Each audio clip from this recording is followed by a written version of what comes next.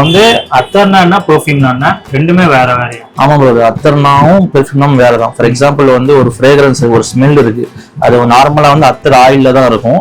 அதை நம்ம வந்து அப்படியே நம்ம பெர்ஃப்யூம் வந்து கனெக்ட் பண்ணிக்கலாம். ஓகேங்களா? இப்போ அத்தருக்கும் பெர்ஃப்யூம் என்ன வித்தியாசம்னா, அத்தர் வந்து பாத்தீங்கன்னா உங்களுக்கு வந்து லாஸ்டிங் ரொம்ப அதிகமா இருக்கும், ஆனா ப்ரொஜெக்ஷன் கம்மியா இருக்கும். ஃபார் எக்ஸாம்பிள் நீங்க இங்க இருக்கீங்கன்னா உங்களுக்கும் 2 பேர் பக்கத்துல வரைக்கும் அடிக்கும். இதுவே வந்து ஸ்ப்ரே பெர்ஃப்யூம்னா பாத்தீங்கன்னா நீங்க நிக்கீங்கன்னா 5 பேர் தள்ளி இருக்கிறதுக்கும் அந்த ப்ரொஜெக்ஷன் அதிகமா இருக்கும், ஆனா வந்து லாஸ்டிங் கொஞ்சம் கம்மியா இருக்கும். ஏன்னா அது வந்து ஹை எஃபிஷியன்சில ஒர்க் பண்றதுனால.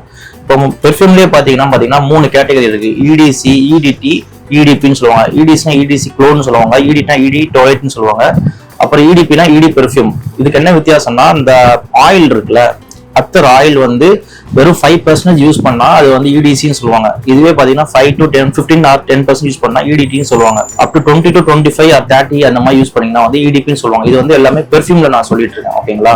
பேஸ்ட் அப் அந்த கான்சன்ட்ரேஷன் வந்து உங்களுக்கு பெர்ஃப்யூம்ல வந்து லாஸ்டிங் வந்து இருக்கும். அதே மாதிரி